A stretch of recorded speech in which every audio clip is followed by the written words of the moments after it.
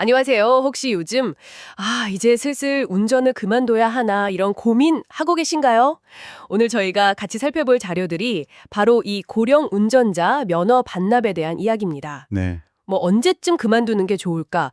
또 반납하면 뭐 어떤 지원이 있나? 운전 안 하면 좀 불편할 텐데 그건 어떻게 하나? 그리고 꼭 반납해야만 하나? 이런 궁금증들 자료 보면서 한번 풀어가 보죠. 네. 특히 그 2022년 통계를 보면요. 고령 운전자 사고가 3만 4천 건이 넘었어요. 이게 2005년 이후로 최고치라고 하니까 이게 그냥 개인의 문제만은 아니구나 싶죠. 3만 4천 건이요? 와. 네.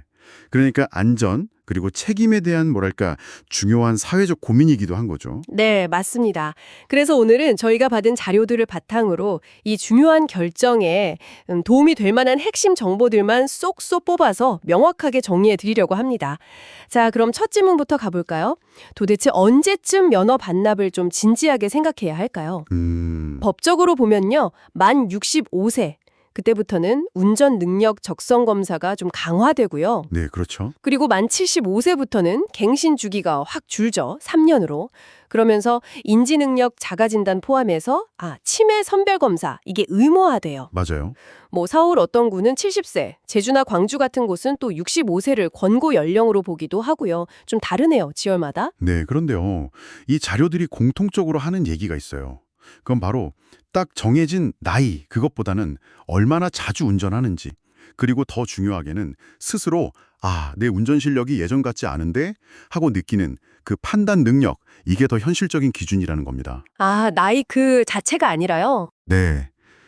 판단력이 흐려지기 전에, 더 늦기 전에 스스로 결정하는 게 중요하다.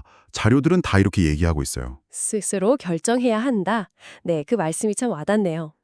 그럼 좋습니다. 막상 이제 큰 마음 먹고 반납을 결심했어요. 그러면 어떤 좀 실질적인 혜택 같은 걸 기대할 수 있을까요? 이게 또 현실적으로 중요하잖아요. 그렇죠. 가장 궁금해하실 부분일 텐데요. 이게 전국 공통으로 주는 것 말고도 지자체별로 지원이 정말 천차만별이에요. 그래요? 네. 예를 들어 서울시 같은 경우는 만 70세 이상이 자진 반납하면 10만 원 충전된 교통카드를 주거든요. 10만 원이요? 생각보다는 좀 적은 것 같기도 하고요. 네, 그렇게 느끼실 수 있죠. 그런데 예를 들어 강남구 같은 데는 서울시 지원금에다가 구 자체 지원금을 더 얹어줘요. 그래서 총 50만 원 상당의 교통카드를 받을 수 있어요. 와, 50만 원이요? 네. 그리고 울주군 같은 경우는 만 65세 이상이면 온누리 상품권으로 40만 원 상당을 주고요. 또 동작구, 파주, 밀양, 부산 이런 다른 지역들도 보면 교통카드나 지역 화폐로 한 10만 원에서 30만 원 사이 이 정도 수준으로 지원을 해주고 있습니다. 이야, 그러니까 이게 최소 10만 원에서 많게는 50만 원까지 정말 사시는 곳에 따라서 혜택 차이가 크니까 이건 진짜 꼭 확인을 해보셔야 합니다. 와, 5배 차이네요. 이건 정말 내가 사는 곳 지원이 어떤지 꼼꼼하게 확인 안 하면 손해볼 수도 있겠어요. 근데 주로 교통카드나 상품권 뭐 이런 형태군요. 네, 맞습니다. 주로 그렇게 지급이 되고요. 그리고 반납 신청 절차는요, 생각보다 간단해요. 다행이네요. 네.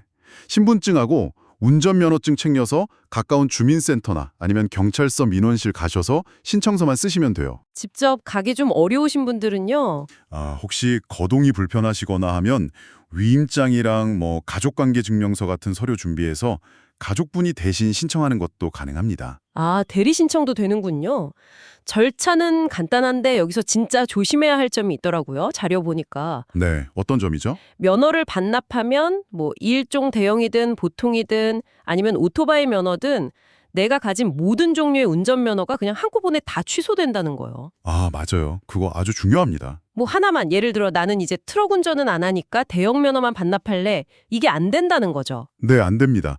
일부 면허만 선택해서 반납하는 건 불가능하고요.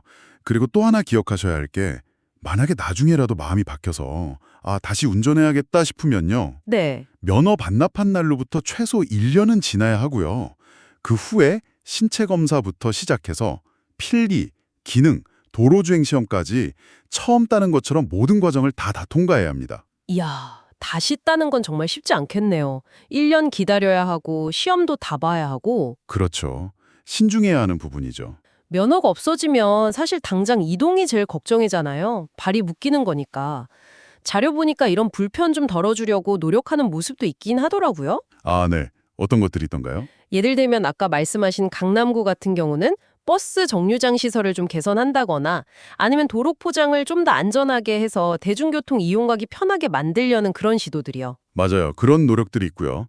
거기에 더해서 일부 지자체에서는 교통비를 연간 최대 24만 원까지 추가로 지원해 주기도 하고요. 네. 그리고 어르신들 택시 타실 때 좀 불안하실 수 있으니까 안심하고 이용하시라고 안심콜 서비스 등록을 도와주거나 아니면 그 동네 안에서만 도는 셔틀버스 있죠.